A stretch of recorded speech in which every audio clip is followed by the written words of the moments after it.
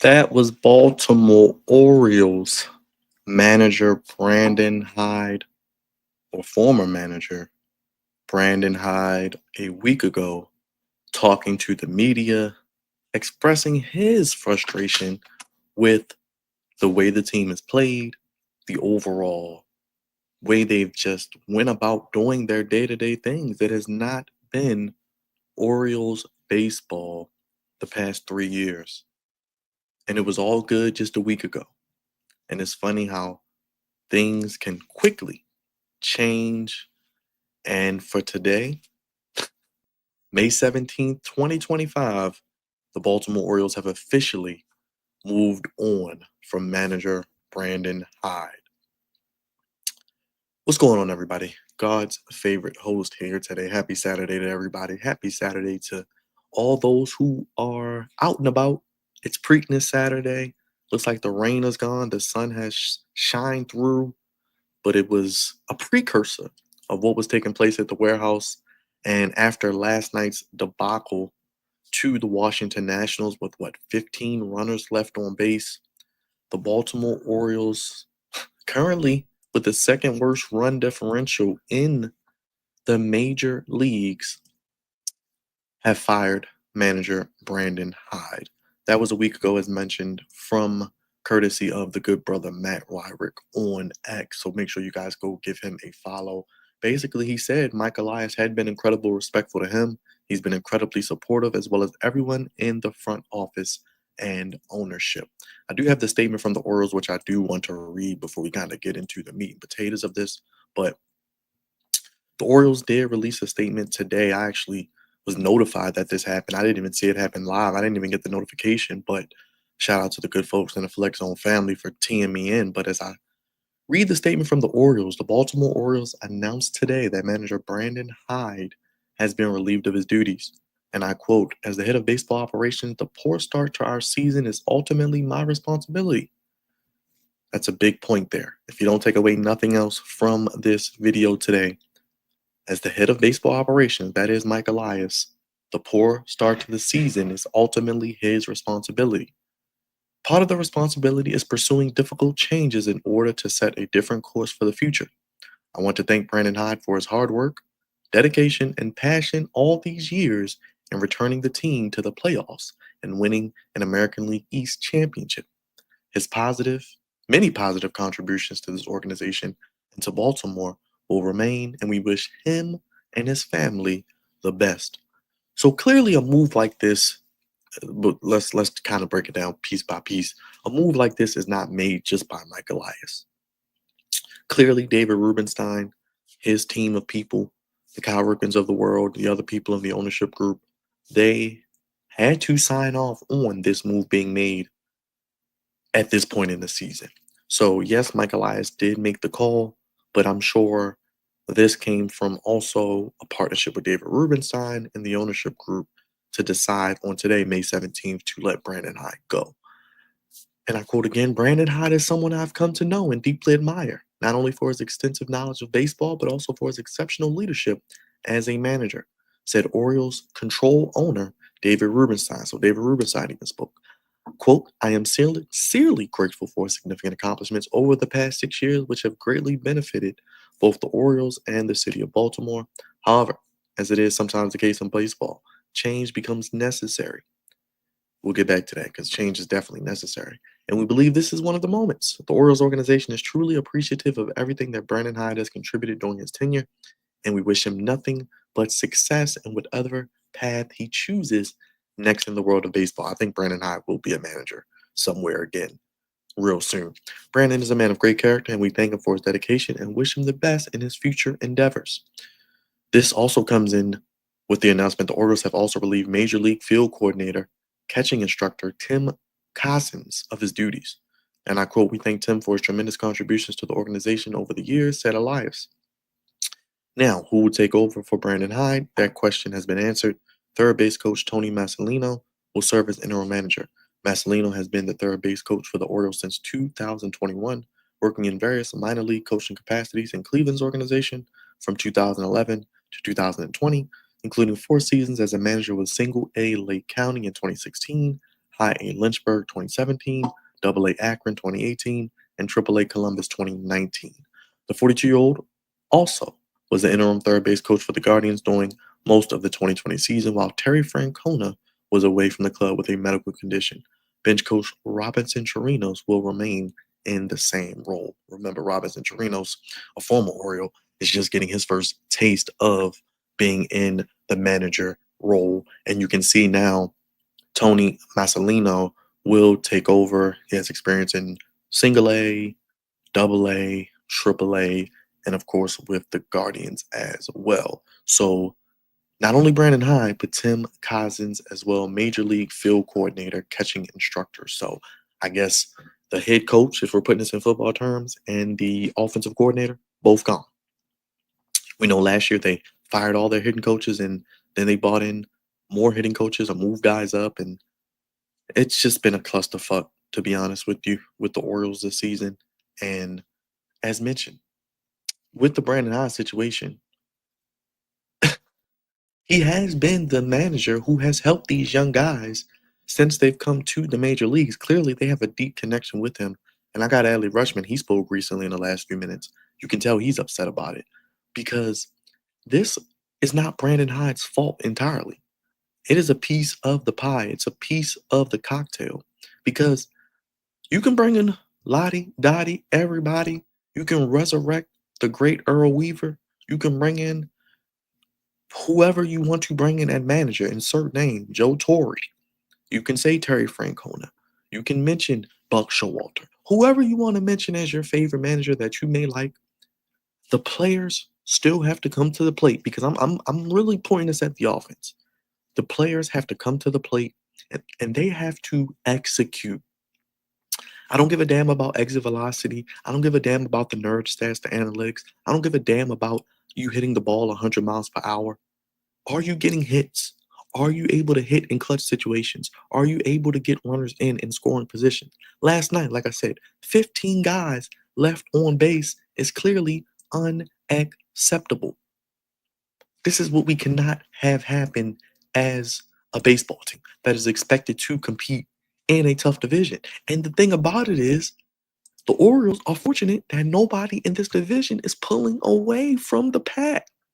They are 8 games back of a wild card right now, but this is ridiculous.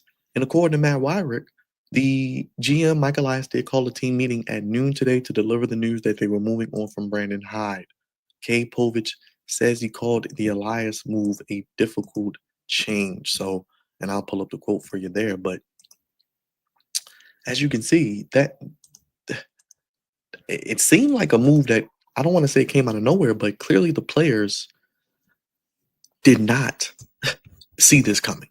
They didn't see this coming. And while yeah, we heard rumors, yeah, we've heard innuendo of what could possibly happen, ultimately they decided to, and this is how it goes, the coach or the manager in this case is the first person to go. He's the scapegoat, if you would say, and he's the person who is relieved of his duties. And like I said, it sucks because Brandon Hyde, what basically a manager of the year, taking his team to an American League East championship. They didn't get it done in the playoffs. Like I said, I can't put that all on him. But there are things he did do wrong, could have done better. The hider hook, taking guys out of the game maybe too soon. The constant changes of the lineup, the fluctuation of guys in, guys out, guys not being able to establish a consistent rhythm has been something that has driven me crazy personally because you've had what? However many games they've had this season, they've had a different lineup pretty much every game this season. And that is not a recipe for success long term. And the players, like I said, the players, the Adley Rutschmans, what has Adley done since last year? Because we can trace this back to the second half of last season where the Baltimore Orioles were in first place. Then after that series in New York, they go to Houston. Adley Rutschman gets hit by that pitch. He was the best catcher in the American League. Now he's below the Mendoza line. He cannot hit a moving he can't hit a parked car. I don't know what is going on with Adley Rutschman. And these are guys we're supposed to give big money to. Gunnar Henderson, he's a Scott Boras agent. Maybe your best, obviously, clearly your best player. But he's not changing life right now. And in the playoffs, neither one of them They have to take accountability for this. They're supposed to be the cornerstone foundational pieces. They have not delivered consistently as well. And Elias, like I said, Elias has bought in ridiculous amounts of free agents, right? He's bought in free agents, and I got something on that real quick. I do want to point that out because we do have this is courtesy of Jacob Calvin Meyer. Mike Elias this offseason signed 8 major league free agents for a combined $73.5 million. And the Orioles did. They did raise payroll by over $70 million. They put out some bread. They tried to make Corbin Burns the highest paid pitcher in the history of baseball. He wanted to go home. Cool. Santander, he's gone. Okay, you bring in Tyler O'Neill, that fails. You bring in Charlie Morton. We know what a disaster that's been. So they have raised payroll, but have they raised it strategically the right way? No, because these 8 players have a combined negative zero point 0.6 wins above replacement this season.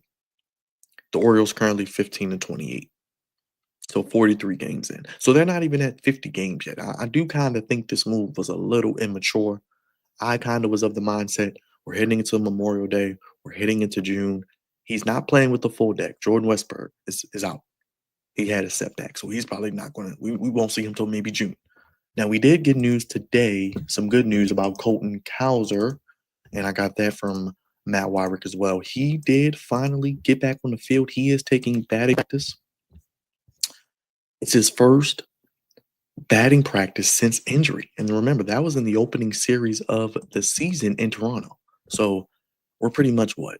Almost over 2 months from when that happened. And he's just getting back with the fractured thumb, taking batting practice on the field today. So his first in the long road to recovery as well. So as you can see, they did have a team meeting at 12 today. We do have the lineup for today, which I do want to look at as well. We got Holiday leading off, which I do like. O'Hearn batting second, Gunner third, Rutschman at DH.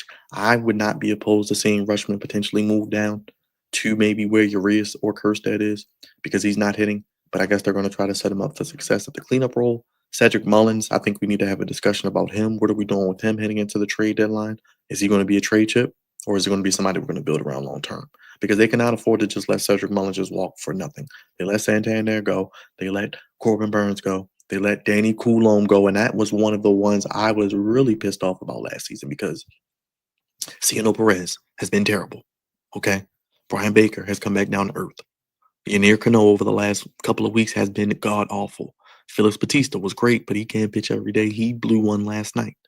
So losing Danny Coulomb, Andrew Kittredge is going to be back eventually, but he got hurt. Coulomb hadn't given up a run all year. You saw how dominant he was when the Orioles played the Twins anyway. So you got Holiday, you got O'Hearn, you got Henderson, you got Rutschman. Mullins, they like I said, they need to find a way to get Mullins extended because if not, I'm looking to move him if possible. Ramon Urias at third, Heston Kjerstad, who he needs to step it up. We talk about the Adleys and the Gunners and the guys like Cowser and the Westbergs who have kind of helped elevate this team. It's going to be time for guys like Holiday, Kjerstad. I don't know what the hell is going on with Kobe Mayo.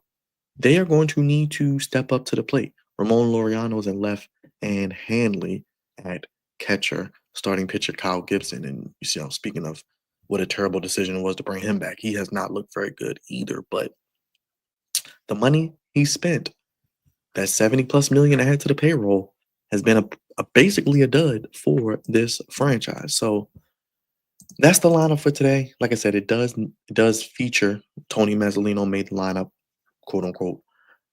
4 lefties and a switch hitter in the first 5 spots as well. So there you go. I do want to get to the Adley Rutschman comment. He did speak at batting practice today. Let's hear what Adley had to say about Brandon Hyde. Let's play that for you guys. Here we go.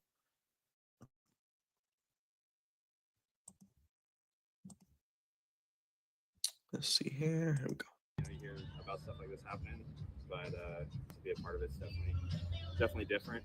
Um, I build relationships with people in baseball. You become really close and feel like a family with everyone on the team and front office, training staff, coaches, and analytics department. All of it we view it as one, and um, you know, stuff to still processing kind of everything that's happened recently, but um, I have unbelievable respect for both Coach and Hyder and the relationships that we've built, and spent every moment with them since I got drafted, big league debut, and the last 3 years of big leagues.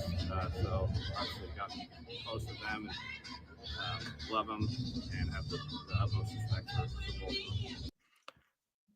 So there you go. You heard it from Adley himself. You can see it in his eyes. I'm not a body language expert. I'm not an expert on anything, but when you hear Adley, you can see really not engaging much in eye contact. You can tell he looked like he was a little upset maybe before he spoke to the media. It sucks. It sucks. And actually, we got Gunner too as well. Let me get to that as well in 1 second because we do have that. But we do have Charlie Morton. He also spoke. Also, I'm gonna bring that up for you guys to see. Here we go. Let's go there. Charlie, who's kind of part of the reason this is happening. He says, and I quote, "It's difficult. You blame yourself. You feel bad for every personal failure. Every time the team was struggling, guys start to blame themselves. It makes it even harder when it's a good person." So clearly, love for Brandon Hyde, nothing but nice things to say as well. We also heard from Dave Martinez on Brandon Hyde. It's tough. Brandon and I are close, love the guy. We all know what we sign up for when we take this job. Like any job, you're hired to be fired. I do agree with that sentiment. But it really does stink. He's a good man. I know he'll land on his feet. I wish him all the best, but it's a tough, tough gig. I agree with that as well. And we got Gunner who spoke also. Let's hear from the shortstop. I know for myself at least, he's been my only manager, so I hate it for him. A lot of guys, even though we should have won more games, so it sucks sometimes, but the reality is, just gotta go out there and continue to play baseball. Fans are gonna come out and support, so we gotta play for them, play for the guys in the clubhouse. So yeah, it sucks, but that's just the reality. As you can see from Gunner, it does suck, and he pretty much spoke about it right there. So make sure, if you guys haven't already, I didn't even do the housekeeping rules. Make sure you guys hit that subscribe button, hit that like button, hit that bell. I see you guys checking in. Appreciate the love on this Saturday afternoon. If you're on X, I see everybody. Make sure you go ahead and hit that subscribe button, hit that like button, hit that bell. Appreciate it as well. You couldn't hear the manager yard. I'll play that again. I'll play that again. Freshman batting 4-5 minutes. Shows that nothing was learned. Shout it out to the Back It Up Binge podcast. Shout out to you guys. Shout out to you guys. So make sure you guys show some love to them as well. I'll play the Brandon Hyde thing again real quick. Let me play that right now. Let me see if I can pull it up for you. If I can get that Brandon Hyde thing from a week ago. Maybe because my audio was a little. Let's do it again. Let's run that again. I'll run that for you guys right now. Let's see if we can hear it. I feel good, proud of what we built here. We're off to a slow start, and we have a lot of players on the injured list, and some things haven't worked out. And we have a long season left. Mike has been incredibly respectful to me. He's been incredibly supportive, as well as everybody else in the front office ownership. So I am really focused on this team, trying to figure out how to win games with the roster we have right now, and play better baseball. I haven't been happy with how we played. That's watch a game. It's not been how we played the last couple of years, and that's bothered all of us in the coaching staff. We're a better team than that. We need to put a better product out there. And last night I was happy with how we played the game. I thought we played Orioles baseball last night, and I think we can do that more often going forward. I feel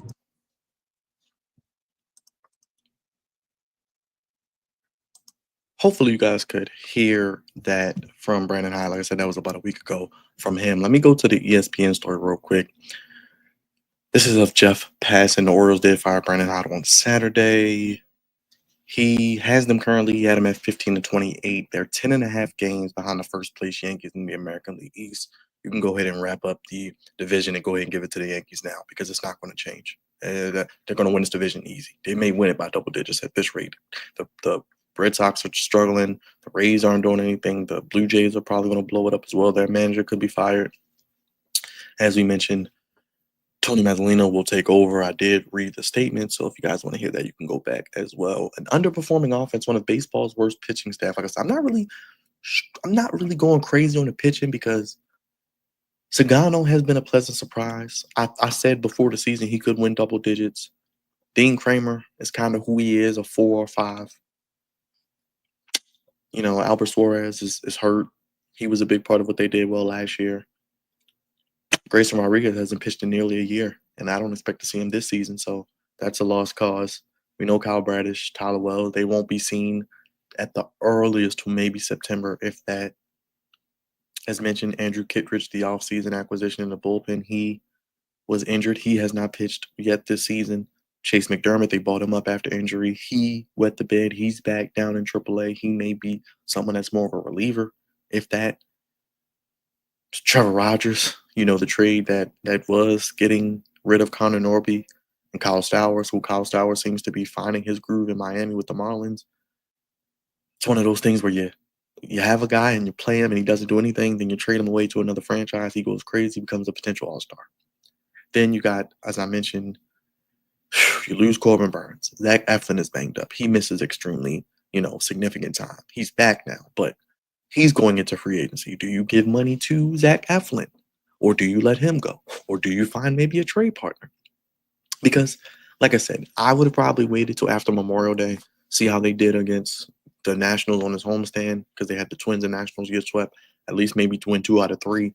You go to Milwaukee, maybe see how the Rose stand goes. You come back after Memorial Day, heading into June, about another 2 weeks, maybe like I would have said maybe even a month from now, like with all of the players that you can get back this year. Like I said, Westberg, Cowser, those two will give energy to the lineup. It will solidify your defense in the outfield and on the position of third base. With Westberg and Cowser in the outfield is a really, really good defender with Mullins that is really going to help you. Like I said, Tyler O'Neill, he's been banged up 15 times on the injured list. That's just ridiculous. We always say hurt guys stay hurt, but they were swept in the playoffs. Hyde has to take accountability for that. I do agree. Hyde has to take accountability. They were swept against Kansas City. They were swept against Texas as well. And that was the season they won 101 games. So after Elias did his media tour, they went on to lose 10 of the last 13. They've lost the last 4. You got Gunnar Henderson, you got Cedric Mullins, you got Ryan O'Hearn. They have received limited offensive help. Jordan Westberg, Colton Cowser are injured as well. We talked about Grayson Rodriguez, Zach Eflin, a 5.33 ERA, which is the worst in the AL and the major leagues. You lose Corbin Burns. It's one of those seasons, the injury bug is clearly derailed this season. But giving up 5.5 runs a game and only scoring barely 2 or 3, that's not a recipe for success. Like I said, Felix Bautista doesn't pitch every day. Yannier Cano, he's been a roller coaster. Dominguez and Soto are free agents after this year. Perez hasn't gotten it done. Like I said, Mateo, what are we doing with him? There are a lot of questions. And after the season, really nobody is under contract. It's not many people under contract, but the core people, the young players. And like I said, what do you do with Ryan Mountcastle? Do you try to flip him maybe at the trade deadline? Like I said, if you can get something for them, yes, because this is not a rebuild. I want to stress that. This is not a rebuild. This is a reload. This may be a down year. They may miss the playoffs. Next season, they need to be right back in the mix. They need to do what they need to do to be back competitive and make a deep playoff run. So it sucks. We got Ramon Laureano. He said it's unfortunate because Brandon Hyde is a great guy. We as players have got to play better. They do. The players are the ones with the bats and the gloves. Quote of the day.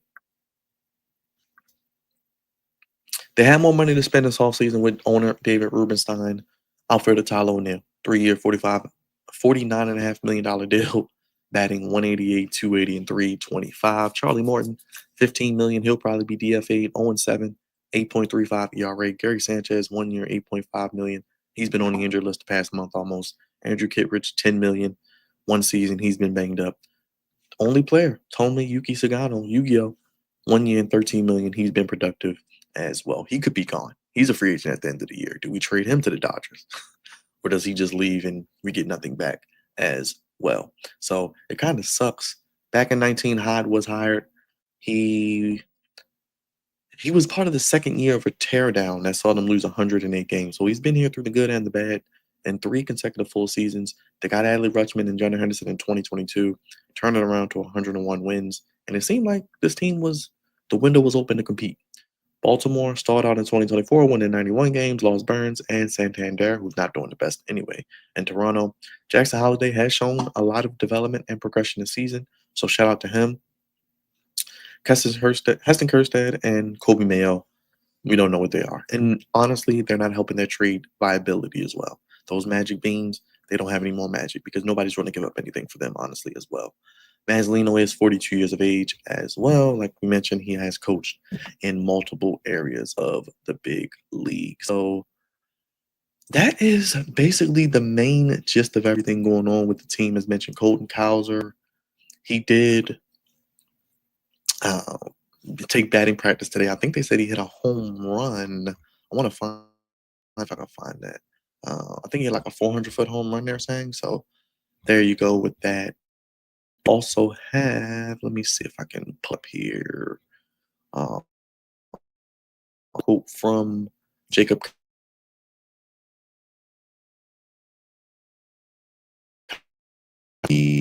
as the Ben is going to, let me pull that up so I can read it with you guys because it's confusing. A lot of moving parts here. So Buck Britton will be the interim third base infield coach, whatever that means, replacing Tony Mazzolino, who is now the interim manager. Mitch Plasmeyer will be the interim bullpen assistant pitching coach, replacing Tim Cousins, who was also fired. So I guess Tim Cousins, like I said, was more of the offensive coordinator. He was in charge of the pitching and the catching and all of that stuff. So, yeah, I know people want Buck Britton to be the manager, but he really doesn't have any managerial experience at this level. He has to kind of work his way up as well. So we shall see what happens there. Let's see what else is cooking up. Shout out to Jacob Calvin Meyer. We just heard from Gunner. We heard from Dave Martinez as well. And Jackson Holiday was asked about the firing of Brandon Hyde. He said, obviously, I feel like we have something to do with it. It's baseball, it's a business. I enjoyed my time with Hyde at head, and I'm sad to see him go, but that's part of it. So everyone's saying they don't think he lost the clubhouse. So essentially, just come down to him being a scapegoat. They think this is going to light a spark. I don't know. I don't think so. You guys can let me know. Make sure you vote on the poll. Is the season over? We got a quote from Jim Palmer as well. What did Jim say? Let's see what Jim said. Let's go to Jim. The Orioles are playing disheartening baseball, so they make a change. Tony Mazzolino is a really good baseball man, but so was Brandon Hyde. I will not forget the joy of how the Orioles played during the 101 and 91 wins the last 2 years. This year is about change, injuries, different team chemistry, and the roster not performing to their capabilities. Elias didn't get Hyde fired. The players did as well. So, and you can see people even saying, uh, not saying that the mission now should be to win today, inch back closer to 500, and then have 5, 6, 7 game win streaks. Got to play better to do that as well.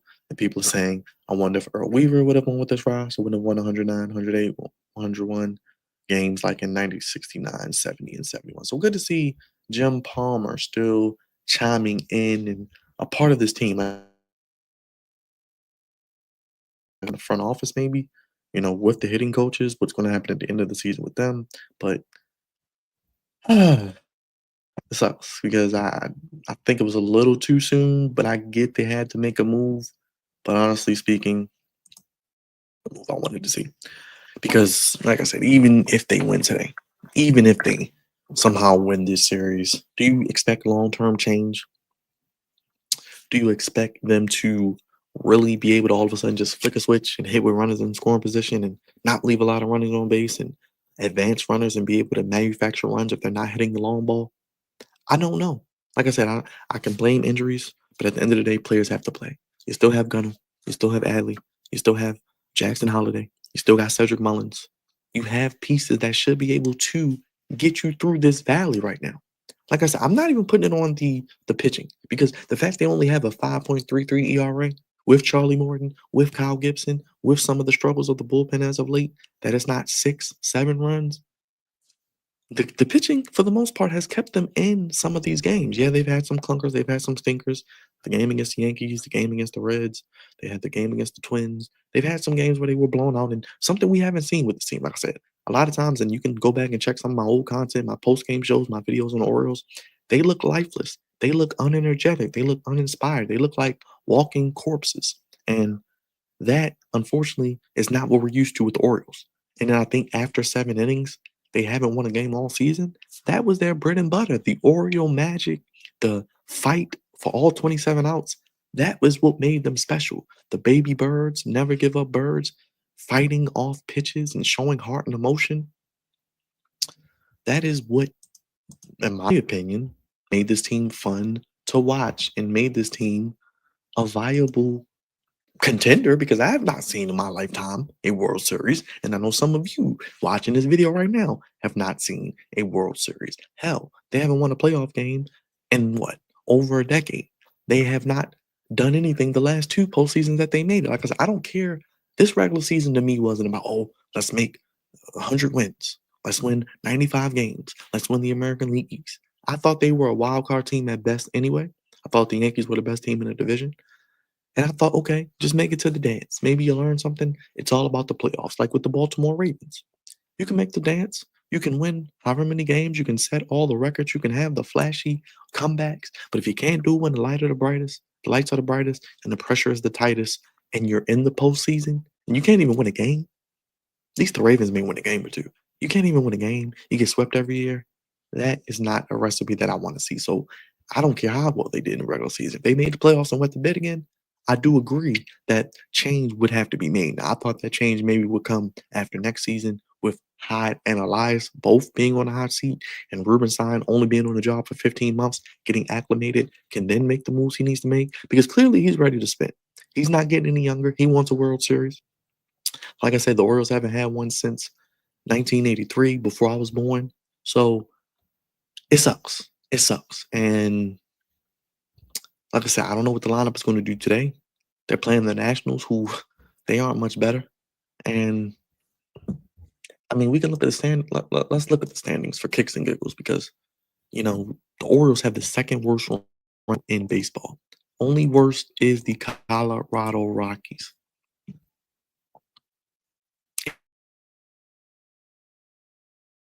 Are the worst baseball team potentially in history this season. The Orioles, 15-28, minus 75 run differential. They're 2-8 in their last 10. That is not a recipe for success. That is one stat. If you want to know anything about baseball, look at a team's run differential. If they're negative, they usually aren't that good. If they're in the positive, they have a chance. You can look at the Yankees, plus 85, 10.5 game lead over the Orioles. The Red Sox, under 500. So the only team in the AL East over 500 are the New York Yankees. They could be the only team out of the division that makes the playoffs. They have a plus 85 run differential. And you look at the Red Sox, they have a plus 13, and they're 2 games under 500. The Blue Jays, minus 28, they're falling apart. The Rays, minus 9, and the Orioles, minus 75. They've allowed 234 runs and only scored 159. The White Sox, Chicago White Sox, yes, the lowly Chicago White Sox, have a better run differential than the Baltimore Orioles. Now the Guardians are kind of an outlier because they're minus 15, but they're 25-19. It's guards baseball. I don't know how the Guardians continue to do what they do, but that's an outlier, because more times than not, you see it then and there. But look at the National League. Like I said, the Nationals have a minus 59. They're better than the Orioles right now, 19-27. And look at their division: Mets, Phillies, Braves. I don't need to say nothing else right there. Then you look even at the Pirates, 15-30, minus 58. They fired their manager. They have a better run differential than the Orioles, and they have pretty much the same record.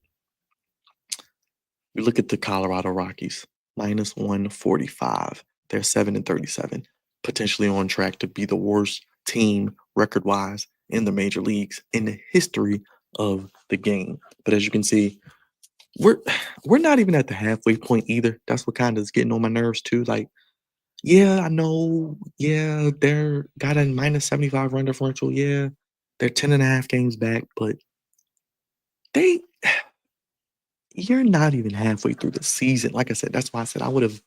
This is a move. I get it. They're trying to spark something. They're trying to find something to give this team a little push.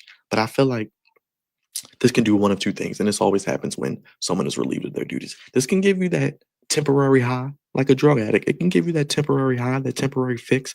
Oh, yeah, we may go out and win 3 or 4 games in a row. We may go out and score some runs for the next week. But then you come down from that high. Then you sober up. And then reality sets in. Those issues, those things you were trying to run from, those things you were trying to escape and put off, they come back because they're not going anywhere. So when you can't hit with runners in scoring position, when you leave double digit guys left on base, when you can't advance runners on first, second, and third base with 0 outs or 1 outs or hit with 2 outs, or even get productive outs, sacrifice flies, or hit the ball the other way, it's not going to be a recipe for success. And like I said, they could win the next 2 or 3 games. But long term, do I believe that, maybe it's a too little too late? Because Adley Rutschman looked like he was just finished crying. Like he just finished punching the wall. Like he was crying in the car. Gunnar Henderson. He looks like, okay, I'm good as gone as soon as I'm up in a couple years. Scott Boras, give me the most money I can get. Give me my 600-700 million. I'm gonna keep putting up my numbers. I'm gonna keep being mediocre here with the Orioles. We may have a good couple seasons where we, maybe make the playoffs or we win 80 games or, I have 35, 40 home runs. But when my time comes, I'm not staying here. Adley Rutschman, what am I worth? Do you even want to pay Adley right now? Is this going to wake Adley Rutschman up? Is this going to wake Gunnar Henderson up? Because those are the two guys we're going to be looking at no matter what happens, no matter what goes on this season. Brandon Hyde isn't gone. It's gone. You can't blame him anymore. Yeah, Mike Elias is the GM, but Mike Elias has, I think, built up some equity as well. He had a bad offseason. I can't put that on Brandon Hyde. If anybody should be let go, it should be him. But I don't think either one should be let go. I thought they should have at least had a chance to right the wrong this season and see possibly what happened with the team. I think they should have had a chance to potentially, like I said, get through a few more games, potentially get through a few more opportunities to see what this team could be with some of the guys coming back, getting healthier. Like I said, at least with Westberg and Cowser, because those are bona fide stars, rising stars. I don't know what is going to happen with the pitching staff. Like I said, I don't know. I'm not hoping for Kyle Bradish to be back. I'm not hoping for Tyler Wells to be back soon. And like I said, I don't know what's going to happen with Batista long term. Like I said, because Dominguez, Soto, a lot of free agents on this team forthcoming, and I don't know what exactly that is going to lead to for the Baltimore Orioles. But it sucks because 15-28. This team, I could manage this team, and they should be 15-28. And I think Brandon Hyde did a really solid job. Like I said, he wasn't perfect. No manager is. And obviously that is the first person that goes. That is the scapegoat of this all. It's going to be Brandon Hyde because they're not going to get rid of the players. They're not going to get rid of the GM midseason. Honestly, in baseball, you don't even really see a lot of teams get rid of managers midway through the season. Obviously Colorado, obviously Pittsburgh. Those teams weren't going anywhere anyway. But I thought Brandon Hyde had built up some equity. Former manager of the year. Former I think a really good players coach. You can tell these guys they were his only manager at the big league level. They built that rapport and camaraderie with him. And I know it sucks for them because he is the guy I know that was fighting for them, that wanted to see them win, that did all he could. But at the end of the day, they are the ones with the equipment on. They are the one with the gloves on. They are the one with the helmets on. They are the ones with the bats in their hand. And they are the ones who have to come up there and face the pitcher and have to decide what they're going to do. And honestly, this year, the Baltimore Orioles, 1 through 9, because I mean, you may have a couple of price spots here and there. Like the last 2 games against the Twins, they were leading both games. The double hitter, anyway, they were leading both games, and then they give it up. When the pitching is good, the hitting, like it has for the past year and a half, doesn't exist. When the hitting is good, they might score 6 or 7 runs. Oh, we got a Kyle Gibson day out there. Oh, another home run. Oh, Dean Kramer can't get it right. Oh, Kay Povich can't get it right. Let's try to bring up Chase McDermott and get a spark. Nope. And this minor league system has kind of been rated. Yeah, they may have some good players, Kobe Mayo, we know Samuel Basayo. They don't really have a lot of young arms in the system that are ready to come up and help this team imminently. They may have some guys in low A ball or single A and double A, but they don't have a lot of guys that are like, oh my gosh, they got this prospect coming up. They got this prospect coming up. No more Gunners. No more Alleys are coming up. No Cowsers, no Westbergs. You know what I mean? So, you go from having the number 1 farm system to having a middle of the road farm system. Now, That could be up to Michael Elias with some of these trades. If you trade a Cedric Mullins, if you trade a Zach Eflin, you could get and replenish maybe some of that talent, or maybe get some more guys who are ready to contribute maybe next season. Next year, you'll have some guys back. Like I said, Kyle Radish, Tyler Wells, Batista will be another year healthier. Hopefully, Grayson Rodriguez can get whatever he has wrong with him right. Westberg can be healthy. Kaiser can remain healthy. Holiday another season. Gunner's still there. Alley's still there. You got O'Hearn. Like I said, there is a lot to still have. There is a core here. It's not the cupboard isn't bare. Now I do want to preface that, but 15 to 28 is unacceptable. I don't care who the manager is. I don't care what injuries have happened. This team should not have a negative 75 run differential.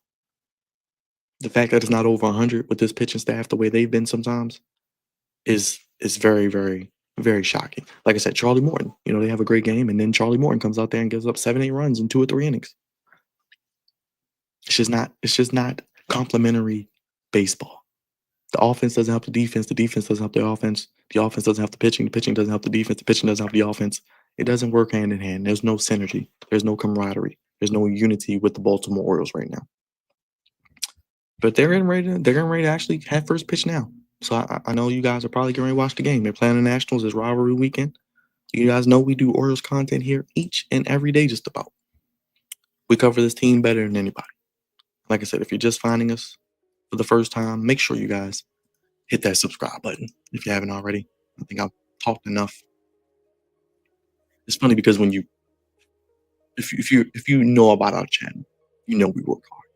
Just about every day there's a video. So I'm thinking, today is Saturday.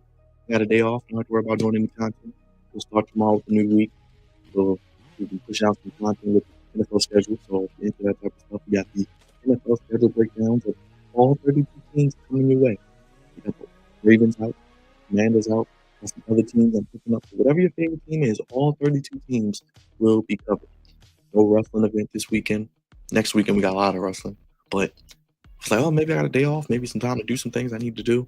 Those things will still get done, but wanted to come on here and talk to you guys and give you the real of it. I know a lot of people are going to make videos, make content, but I appreciate you guys coming here to the flagship of your Baltimore Orioles content, the Flex Zone Podcast, your only place giving you your sports and Orioles content how you want it when you need it.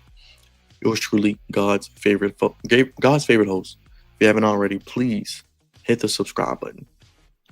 If you're on X right now watching us, we appreciate you. We got about 30 people on X almost watching us.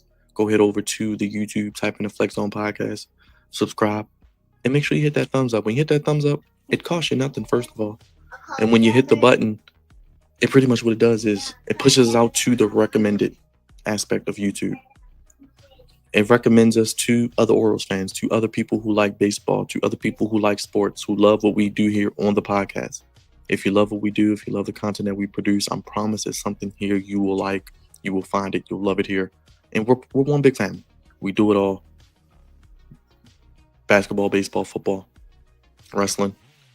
Any sports news and pop culture news, we break it down for you here on the Flex Zone Podcast. If you want to donate to the channel, you can super chat us. Ask me a question, I'll answer for you. And as always, Cash App is the Flex on One. You can flexon1@gmail.com if you want to get in contact with us. On Instagram, TikTok, the Flex Zone Podcast, Instagram, Facebook as well. I'm getting out of here. I'm gonna watch this game. Orioles are playing today. Kyle Gibson on the mound. He hopefully can right the ship. I mean, we don't know what's going to happen. We don't know what's going to happen. Like I said, I believe the game is national today as well as on Masson. It is also on Fox Sports 1. So it's one of the games of the week, as we do have the rivalry week in the Major League Baseball as well. So as you can see, we do have Kyle Gibson. He is going up against Jake Irvin. Jake Irvin is 2-1. Kyle Gibson 0-2. Jake Irvin 4 ERA. Kyle Gibson 13.11 as well. So 54 innings pitched for Jake Irvin, 11.2 for Kyle Gibson. So he's still working his way back as well. Giving up 48 hits. Kyle Gibson 23 and strikeouts, 34 strikeouts, 9 for Gibson, 16 walks for Irvin, and 6 for Gibson. 10 home runs for Irvin, and 7 given up in just 3 starts for Kyle Gibson, 2 starts for Kyle Gibson. So he has got to keep the ball in the ballpark today. If that's one of the keys that I do have, they got to keep the ball in the ballpark. They got to keep the ball in the ballpark today. They can't be giving up 3 and 4 home runs. I mean, maybe they can keep the Nationals 4 runs or less. 2 or fewer home runs. As you can see, batting average checks. Holiday leads in batting average at 264. So RBIs, Cedric Mullins with 25. Mullins also has 8 home runs to lead the team as well. So, like I said, they got to figure out what they're going to do with Mullins. Do they pay him? Do they extend him? Do they let him go? Or do they try to trade him maybe? Zach Eflin. Those are 2 people that could probably be traded. Zach Eflin and Cedric Mullins. I don't think they're just going to trade 4, 5, 6 guys. But I could see Eflin and Mullins getting the most return. I don't think Mountcastle's hitting well enough to get anything back. And honestly, if you got him for another year, I would try to see what you can do with him because he is a big bat. He is a power bat. He is a guy that has 30-plus home run per year potential and plays really good defense. He's been a Gold Glove finalist, and I think very underrated at first place, which is not an easy thing to do, especially when he was brought up as a shortstop, went to third base, went to the outfield, and he's found a home. Him and Ryan O'Hearn, I think, have a nice platoon there as well. But I think also, like I said, Samuel Basallo, we'll see him at some point this year, I believe. Where does he fit in 2026? Like I said, a lot of the guys of the core will still be here. Now, who will be the manager long term? That is more of a question after the season. We'll look at that maybe this week. Who could be the Orioles' next manager? I'm intrigued to see who will be out there after the season. Like I said, they're only 48 games in. So they still got over, 120 some odd games. So, I mean, 162 minus 48? Yeah, they still got 114 games left. They couldn't give them another 14, 15 games, at least be 100 games left maybe. Let them at least get through the first 62. Like I said, I would have said at least a halfway point. Like I said, Memorial Day minimum, maybe a month from now when you get some of your guys back. But we'll see. We'll see. Yeah, I'm not expecting much here today. But as you can see, most of the Orioles haven't really had much success against Irvin either, with limited at-bats. Holiday 0 for 3, O'Hearn 2 for 2, Henderson 0 for 3, Rutschman 1 for 3, Urias 1 for 2, Mullins 0 for 2, Laureano 1 for 4, Kerstead and Hanley have not faced him. So it's going to be intriguing to see. Like I said, you got a lot of injuries here. And I don't know, man. They're hitting 230. They're hitting 230 as a team. So it sucks. It sucks. And 4 out of the last 5, which they've lost as well. And as you can see with the standings, 10.5 games back, 4 in a row they've lost. So there you go. That's pretty much your Orioles pregame show for the day. Like I said, keep the ball in the ballpark. Keep them under 5 runs and find a way to get 5 runs. That's pretty much my keys to the game. Keep them under 5. Find a way to get 5. Keep the ball in the ballpark. Maybe find a spark with the firing of Brandon Hyde. Show that this firing was not in vain. Give him what y'all didn't give. Give Masolino what y'all didn't give Brandon Hyde. Some type of run support. Some type of spark, energy, some life. Maybe we can see that because these guys seem down. The vibe just seems like it's a dark cloud that was hanging over the Baltimore area this past weekend. And we'll see what happens. But I'm going to be optimistic. We'll see what happens. It is what it is. Orioles fire Brandon Hyde. Something for us to talk about today. Glad we're here on the channel with you. Much love to everybody who was watching. Thank you. Hope you guys have a great Saturday. Taking the rest of the day off. We'll enjoy the Orioles game. We'll see how the day goes. If they have a good game today, we will probably do some type of content tonight or tomorrow, recapping what's going on with them. And we'll see what happens there. But make sure you guys sign off down below. And let me know your thoughts. Hit the like button, hit the subscribe button, hit the bell. Appreciate you guys being here. And like I said, I like Brandon Hyde. So I thought he would at least through the rest of the season first. Maybe even next year. But it is. We'll see what happens. God's favorite host signing off. Happy Saturday, everybody. Be safe out there. Stay warm. Preakness Saturday. Let me know your thoughts on the Preakness as well. Last one at Preakness in Baltimore at Pimlico until 2027. It's moving to Laurel so they can have some updated renovations as well. So we'll talk about all that. Remember, we're live every day pretty much with all your content. Giving you sports how you want it, when you need it. Manager Brandon Hyde is gone. I think I gave you everything I could. Don't have any other updated news as we're getting ready for first pitch. And we appreciate you guys being here. Thank you so much for watching your home for Orioles coverage. The only place giving you sports how you want it when you need it. the Flex Zone Podcast. Orioles 15-28, 8-13 at home, facing the 95 South rival Washington Nationals 19-27, 9-15 away. Orioles' second worst run differential in Major League Baseball. We'll see what happens. And I'm getting out of here, guys. Thank you for watching. Thank you for being here as well. Hit the like button on your way out. Subscribe if you're new. And we'll see you later for more Orioles content and more content in general on the channel. Thank you for watching. Much love. I'm out of here, guys. Orioles fire Brandon Hyde. We'll see who the next manager will be. We probably won't find that out till the offseason, but we'll see what Tony Maslino does. He has 114 games left. So the season is far from over. Has it started the way we wanted to? No. But a lot of time left. That's what I said. They could have gave Brandon Hyde at least through next week, maybe through the upcoming road trip. See how they do. Heading into Memorial Day, heading into June, getting some guys back, but they didn't. They want to try to create a spark. They seem like they're kind of already, I don't want to say panicking, but realizing that things could get worse. Things could avalanche. Things could snowball out of control. So they're trying. We'll see if it works. But Michael Elias has stepped to the front of their congregation, as well as Gunnar Henderson, as well as Adley Rutschman, because those are three people.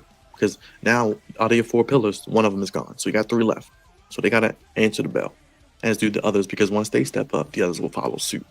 David Rubenstein's just been on the job only 15 months, so let's see what he does this offseason. I think he's getting acclimated. He signed off on this, so clearly I'm going to trust the process, trust their decision-making, and we'll see what happens. And we'll see if anything does change, if they can hit with runners in scoring position, if they can hit with men on first base, second base, third base, if they can manufacture runs. We'll see, because I don't know. We'll see. But hopefully they play with some life. Just play with some energy and passion that we can see on the screen. And hopefully that can rub off on others. And hopefully it can give this team something to go off of. I don't know. Maybe. But we'll see what happens. First pitch has just started. So we'll see what happens. Thank you guys for watching. We'll see you later with more Orioles content here on the channel. And I'm getting out of here. Have a good day. Peace.